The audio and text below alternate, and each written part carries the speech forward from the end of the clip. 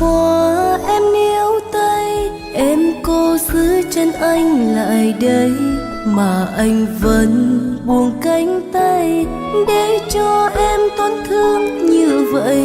Về bên ai anh có vui, anh có sống tốt hơn bây giờ. Ở nơi đây em vẫn nhớ, vẫn yêu anh dù anh quên rồi. Ngày anh đi em không khóc, em chỉ thấy xót xa trong lòng. Thời gian trôi làm anh thay đổi, hay vì ai mà anh gian dối. Đến bây giờ anh quay về thì em biết phải làm sao đây. Giữ chặt anh hay sẽ buông tay, tại sao anh làm em đau như vậy. Ngồi trong đêm em chỉ mong ở bên ai anh được hạnh phúc. Ngày anh đi em suy nghĩ, chẳng do em đã sai điều gì. Về bên ai anh có vui, anh có sống tốt hơn bây giờ. Ở nơi đây em vẫn nhớ, vẫn yêu anh dù anh quên rồi. Ngày anh đi em không khóc, em chỉ thấy xót xa trong lòng. Thời gian trôi làm anh thay đổi, hay vì ai mà anh gian dối. Đến bây giờ anh quay về thì em biết phải làm sao đây. Giữ chặt anh hay sẽ buông tay, tại sao anh làm em đau như vậy.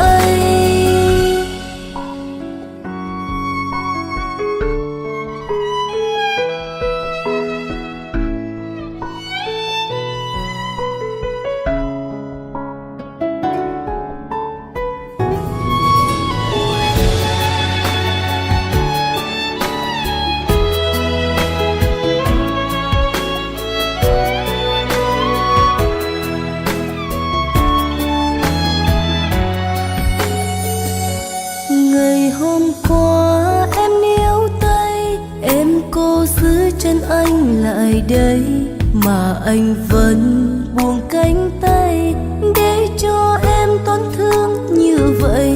Về bên ai anh có vui, anh có sống tốt hơn bây giờ. Ở nơi đây em vẫn nhớ, vẫn yêu anh dù anh quên rồi.